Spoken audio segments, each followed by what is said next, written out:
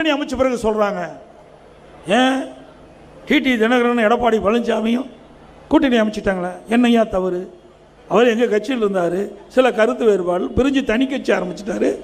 இப்போது நாங்கள் கூட்டணி அமைச்சிருக்கிறோம், ஒற்றுமையாக இருக்கிறோம், தேர்தலில் சந்திப்போம். அவரும் அதிமுகவில் இருந்தார். இப்போது மீண்டும் அம்மாவுடைய அரசு அமைக்க வேண்டும். இன்றைக்கு தீய சக்தி திமுகவை வீழ்த்தி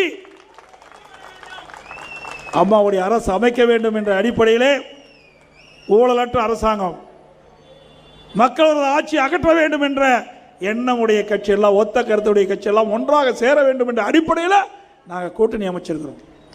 பொறுக்க முடியல, எரிச்சலில் பேசுகிறான் ஒவ்வொருத்தன். அவன் எதிர்பார்த்ததெல்லாம் என்ன?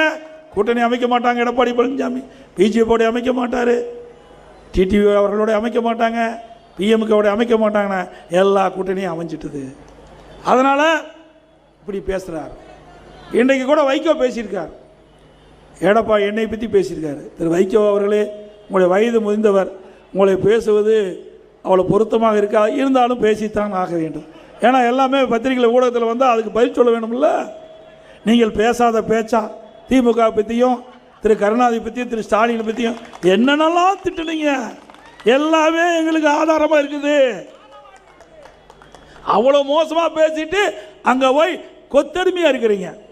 இன்னொன்றும் கேவலம், எல்லா கட்சியும் கூட்டணி சேர்றாங்க, அந்தந்த கட்சி சின்னத்தில் நிற்பாங்க.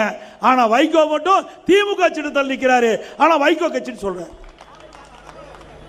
அப்பா அம்மா பேர் வைக்கிறாங்க, அது நிரந்தர பேர். டெம்பரவரியாக பேர் வைக்கிற கட்சி தான் வைகோ கட்சி.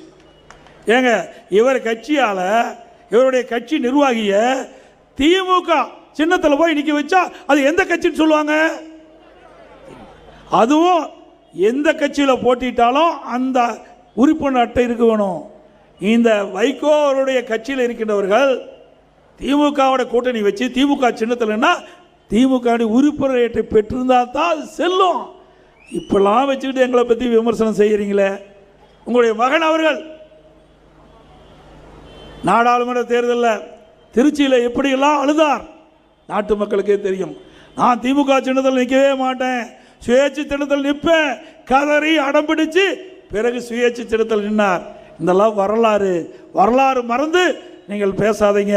பேசினால் நாங்களும் அதற்கு எங்களுடைய நிர்வாகிகளும் தகுந்த பதிலடி கொடுப்போம்.